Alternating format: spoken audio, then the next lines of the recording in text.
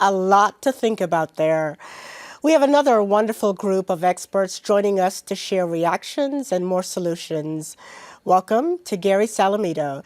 Gary's the president and CEO of the NC Chamber. Danielle Frazier. Danielle is president and CEO of the Charlotte Works. And Lisa Finaldi with Family Forward NC. Thank you all for being with us. For those of you watching on Facebook Live, again, our guests want to hear from you. So please comment in the chat with any questions or suggestions. Lisa, I want to start with you because your work is so well aligned with what we just heard in that first story.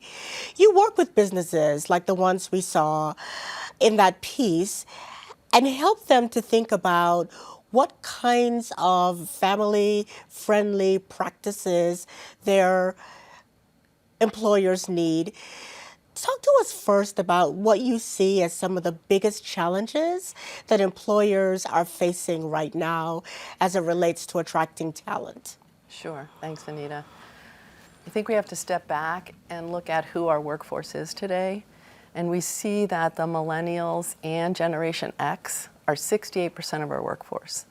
And they are looking for a more worker and family-friendly employer, and that's where they're going to go work. So that's a really important part of how employers are challenged because they're not looking at the significance of that part of our workforce. So let me stick with you for a moment here. Sure.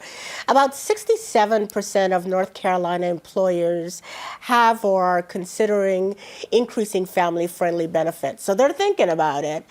What evidence would you share about the impact of these benefits on recruiting and retaining talented employees? It's not an inexpensive proposition. So what's the ROI? Sure, and it can be an inexpensive proposition. We have to really think about what is a business's journey to create a more family-friendly workplace. People can start at different places depending on the size of your business, but the ROI is really about today and it is about tomorrow. So for today, businesses see that employees want to work there, they will stay. The productivity increases. Also, employees are more present. They like their job, they want to be there. And also, especially for working parents, there's a reduction in absenteeism. But then now let's look for a minute at our working parents and what they need. When they have access to some of these benefits, they are going to remain in the workforce. And some of them are making difficult choices about staying home when they really can't afford to stay home. And when we look at our future workforce, which are our children, everyone can contribute to giving them the best start they can. And when they have that strong foundation for academic and career success, we're building the workforce of our next generation. Hard to argue with that ROI. Danielle, the demand for technology continues to grow. This is making IT skills highly valuable in the workplace. Talk to us a little bit about the role education plays in both generating interest in these types of high demand fields and preparing people for them. Thank you, Anita. I think while we are seeing a growth in the tech sector, we're seeing an increase in demand just for new technical skills across all industries, especially with the impact of the pandemic. And we're working in a much more digital and remote world. And, where before you may have needed technical skills because it was your role, such as cybersecurity or software development, now businesses are needing their workforce to have more technical skills around using different communication and collaboration platforms just to perform their work. So education is critically important to raising the awareness of these top skills in demand, especially in IT. And we know that there are still huge interest gaps for many industries because of a lack of awareness. And so I'm fortunate to serve as the co-chair for our school systems career and technical education, our education advisory board, and career awareness and CTE awareness is one of our strategic pillars.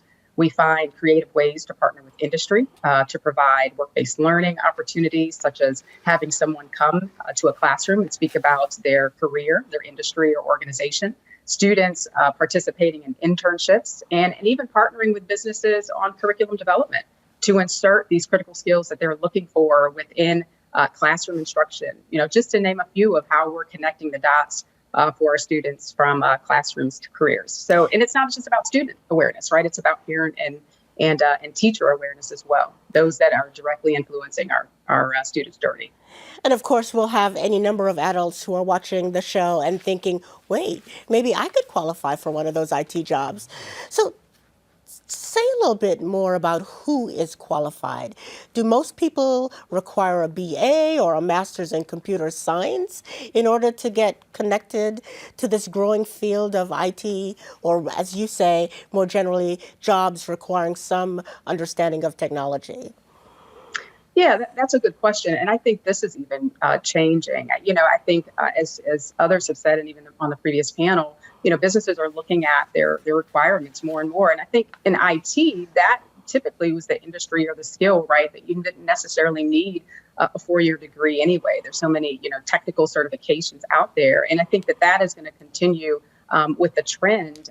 And I think it also varies too, just depending on what that role is within the industry. Yeah, thank you. Gary, in March 2020, at the height of the pandemic's disruption, manufacturing lost 1.4 million workers, and many companies today are struggling to hire back, replace those workers. What are some of the ways manufacturers can get creative in attracting the talent they need? Hi, Anita, and thank you for having us here. It's a pleasure to be here and to be on the show with you. Employers across all segments are really doing innovative things right now, and they put people first. So when you put people first and you listen to the people that are working in your environments, whether you're in manufacturing or tech or hospitality, your employees, the people in your communities will tell you what they need in order to help them come back to work, help them have the skills that they have. On the manufacturing side, incredible amount of innovation has taken place in terms of how they've adjusted what they make, how they've adjusted how they go to market. Because the pandemic, those workers in North Carolina were largely essential workers anyway. They were making sure that they were getting back to work, and they were going from perhaps making T-shirts to making gowns and masks. And if they were in smaller businesses, they were going from making really good local craft beer into making hand sanitizers and all kinds of things along the spectrum. So the manufacturing community really right now is really well poised. They're coming together. They're sharing information through a program that the Chamber Foundation works with called Talent Pipeline Management that brings employers together with all parts of the education community, and the employers collectively are saying, I need these skills. And manufacturers are saying, I need 5 different types of folks in this environment. And then they're coming to the education community and say, help us put in place a pipeline, a program, a alignment to make that happen. So there's a lot of opportunity in manufacturing. As we've talked before, it's not your father's manufacturing anymore. There's all kinds of, there's robotics, there's programming, there's all types of artificial intelligence that is being incorporated into everything that we make. From hooks that we're putting on the backs of doors to the incredible biotechnology products that are coming out of our state. So manufacturers are innovating, and they're coming together and they're working with the education community to identify not only skills they need today, but the skills they need tomorrow, so those manufacturers have predictable pipelines. So I want to follow up on that very last thing you said about coming together with the education community. Forever, the Chamber has had great relationships with our universities and our community colleges, but you all have recently put workforce development front and center, and it has meant going all the way back to K through 12 education and thinking a little bit about the role K through 12 plays in addressing workforce challenges. How do you see communities being able to improve alignment between K through 12 and the workforce? Danielle told us that they're doing it in Mecklenburg County because she's a co-chair of a very important committee. But what else are you seeing across the state? Yeah, we're seeing more and more mentorships begin to develop as early as, in elementary school. If you can't read, nothing else matters, right? So making sure that early stage young person can read, and we're seeing more and more mentorships at the earlier stages. We're seeing much more engagement at the middle school level, where companies are coming in and beginning to introduce our young people to career paths. And as you all well know, I mean, the middle school is such an important time, right? That's a time when people are facing all kinds of different challenges in their life, but to have hope, to show them opportunity, to show them there's a way, post-secondary, whatever that may be, to have an opportunity to have a career, and then working through high school through innovative work-based learning programs like apprenticeships, like going into internships, and beginning to look at more early high school, and giving those folks opportunities to whatever they want to do post-secondary, to have an opportunity to have a job. And as you know, in the private sector, if you have a job, then communities can have the resources to be healthy. So starting with learning how to read and then giving people hope through middle school with experience in high school, we're seeing more and more innovation, more and more cooperation going on in every community. And it'll change one community at a time. It's going to take one community doing good work and then sharing that work with others. So our foundation, for example, launched a workforce initiative in March. And the number one priority there is to catch people doing good, to catch people innovating, and then tell the rest of the state about it so that other communities can adapt that type of programming to their community. So K-12 is essential. We have having relationships there, community colleges, and that interface with K-12 and the university system, both public and private. We're seeing an alignment now and an innovation that the pandemic has really accelerated because it's shown some really bright lights on what we're doing well and some really bright lights on where we could be better. Now we can innovate and use this adversity that we've experienced to innovate and help our young people find careers and jobs earlier. So I'm not sure what it is that any of you said, but apparently we have more questions on Facebook than we have minutes. So I'm going to turn to the questions from our Facebook audience. All right, Gail from Morganton. What are some ways employers can offer flexible scheduling to recruit and retain more workers? Lisa, I'm going to pitch that to you. Well, flexibility, we found out during the pandemic, is key. And also, it was an experiment. And overall, it worked. We have had some employers, for example, towns, come to us and say, we can't figure that out. Most people have to be present, every day, and the supervisor just has to make choices on a daily basis, what's possible. But we think that there are creative solutions if the senior staff really gets together and thinks through, for example, in a manufacturing setting, there's been some additions on how many cycles of work there are, and that could really, open up the possibilities. It doesn't fall into the traditional flexible, but it is flexible because now a parent can be home during the day and maybe they're on the night shift, and before there was only 3 shifts. So it's really about being creative and looking exactly at what your business is, how you might be able to make some adjustments, and what is the impact of those adjustments on what you're trying to manufacture or do or service, those sorts of things. Excellent. Next question.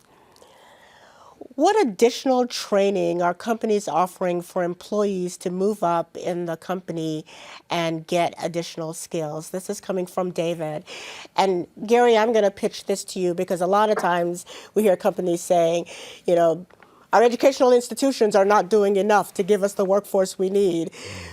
But increasingly, companies recognize they've got to invest in upskilling their own workforce. So talk to us a little bit about what you're seeing. Yeah, I think the pandemic, again, has given us an opportunity to use technology in a way that historically perhaps we were a little slower to use. So when you look at online learning now in whatever capacity it is, whether it be online learning that we've learned how to do through our high schools, community colleges, our university systems, public and private, those universities that are out there that are largely, or if not exclusively, online learning, we're seeing a whole lot of opportunity now for companies are listening and saying, okay, let's figure out exactly what you need, right? The first thing to do is listen to understand what the challenges are. So companies are listening and employees are communicating more openly, and then developing unique opportunities through whatever systems make sense, whether that makes going to a community college, something that works for the employee, or if it's an online version of that. We're going to see all different types of ways companies are going to innovate based upon the needs of the employee and based upon how that employee can or wants to receive the additional training and education that they need. So it's a great opportunity. Technology has shown us that we can Zoom and continue to do things, and that's a really important asset to have now. The challenge is going to be that balance between in-person learning and remote learning, and how do we make sure that we maximize that and make sure that we're getting the best out of both, not just one or the other. Yeah, absolutely. All right, we'll take another question. Have we thought of ways to help those reentering from incarceration to gain skills and employment that will prevent repeat offenders, encourage independence, and help shift generational trends? This is from Ketty, and Danielle, I'm going to give this question to you. Yeah, that is a great question. And that is something that we're heavily focused on in the Charlotte area. And I think Secretary Sanders mentioned this in the previous panel about our untapped talent, right, or our hidden talent. And justice-involved individuals fall into that category. And our participation in that is, one, helping individuals that will reenter into our communities and become our neighbors again, right, making sure that they have the skills and working with our detention centers so that we're able to provide that service to them before they even reenter our community. So we've got a great relationship with our Mecklenburg County Sheriff's Office, working with individuals who will be returning to our community.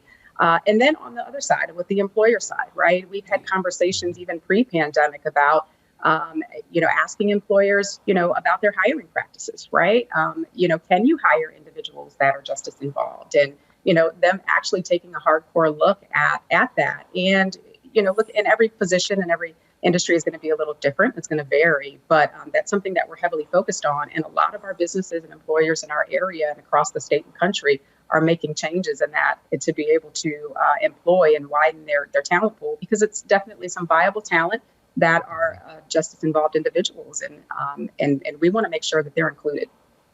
Excellent. Next question, please. Many North Carolina local workforce boards are engaged in delivering reentry programs and services for the formerly incarcerated individuals. What efforts are being made by the employers to change the hiring process regarding this target group? And this time I'm going to ask you, Gary, to answer from the employer perspective. Yeah, I think there's a number of initiatives that are going on right now. The NC Chamber is the affiliate of the National Association of Manufacturers. The National Association of Manufacturers has started an entire program where manufacturers are coming together and looking at second chance hiring and identifying commonalities of things that they can do better, things that need to be changed. So we're seeing manufacturing in particular on the second chance hiring front. We're seeing financial institutions take a look at it and talk about how they can identify opportunities where folks that have made a mistake can be integrated back into the workforce in those communities. So employers are taking a hard look at it, and they really are looking at what the ages are, looking at what the violations are.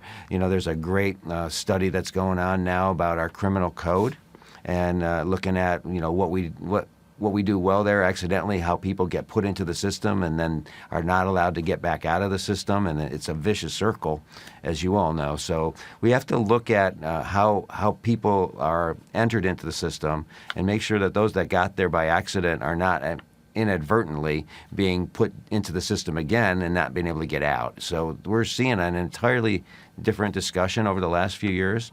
When we talked about raising the age in North Carolina, we talk about the types of incidents and expungements that can be allowed. So the Chamber and through our members are supporting initiatives that bring some real common sense to how we look at that workforce and make sure that people who, no fault of their own, or they made one mistake, are not penalized for a very long time because of it. So I'm encouraged by what I'm seeing. Yeah, it is encouraging. All right, we'll take another question. How do we better connect families to childcare by connecting it to their work. This is coming from Rex in Winston-Salem, and Lisa, this is yours. Sure. And the secretary brought this issue up at the end of the former panel. We are in a child care crisis in our state, and we've been for a while, and so have other states. This is nothing new, but the pandemic has really shown us how important it is, and that's how we get people back to work. It's a really big part of it. Today, a parent staying at home solely to take care of a child, that's only 3.4% of our families in North Carolina.